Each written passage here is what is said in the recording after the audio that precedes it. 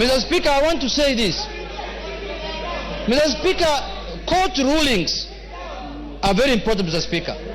You remember after the election, we disputed the result of the election.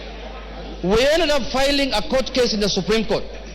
The Supreme Court pronounced itself that we did not win the election and the other party won the election, and we abided by it and we respected the court ruling, Mr. Speaker.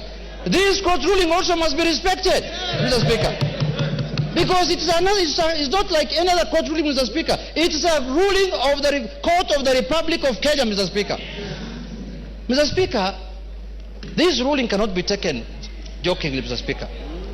When I went through it last evening, Mr. Speaker, these judges are raising very serious fundamental issues. They are raising issues relating to violation of the Constitution, Mr. Speaker. And you remember we impeached someone here because he violated the Constitution, Mr. Speaker.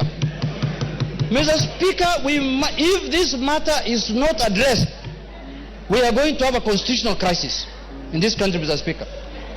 So for that reason, Mr. Speaker, jurisdictions all over the world and democracies all over the world that we borrowed from, even this presidential system that we are running today, that is running in this country, Mr. Speaker.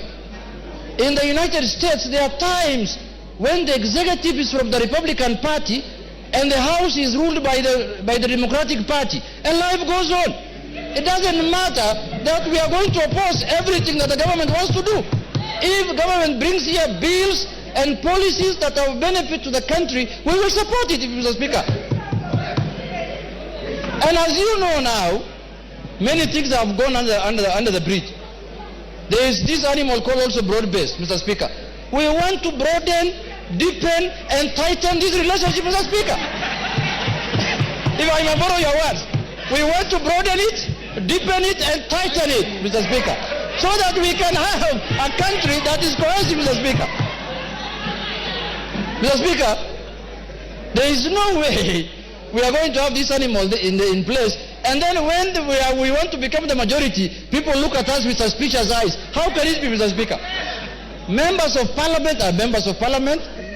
They work under the Article 95 of the Constitution, which has given them the roles of oversight, legislation, and representation, Mr. Speaker. We are not going to do our business outside Article 95, Mr. Speaker.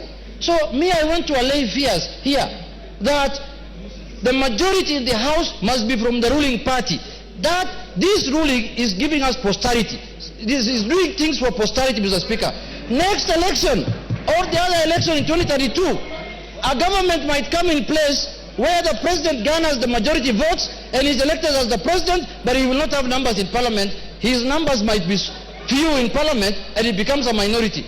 So this is now the trend we are setting, that Parliament is independent, judiciary is independent, executive is independent. We have no problem with the executive to do their work, and we know the President of the Republic of Kenya as of today is Honorable William Samoei Ruto, Mr. Speaker. There is no doubt about that. So there should be no ambiguity and doubt that the majority leader in the National Assembly is Honorable Junet Mohammed, the Member of Parliament for Senate, Mr. Speaker. Mr. Speaker. And I am going to serve the country diligently, Mr. Speaker, without any fear and favor, Mr. Speaker. I am a seasoned politician. I am serving my third term in Parliament, Mr. Speaker. I know how Parliament operates. I know how Parliament does its work, and I understand how bills are done in this Parliament, Mr. Speaker. I have gained enough experience. So this mindset, Mr. Speaker, this mindset that the ruling party must have majority in Parliament for them to do the executive work of the country, Mr. Speaker, that mindset must be gotten rid of, Mr. Speaker. We must emulate democracies that have matured over 200 years, Mr. Speaker. In the last election, in the last administration of Biden in America, Mr. Speaker, the Republican Party was controlling the House, Mr. Speaker, and the Democratic Party was controlling the Senate, and life was going on as usual, Mr. Speaker. So, Mr. Speaker, my advice to the House and to Parliament in general is that the only solution to this problem is to go to appeal. Until the appeal overturns this matter, I shall be recognized as the majority leader of the Republic of Kenya. Mr. Speaker, thank you very much.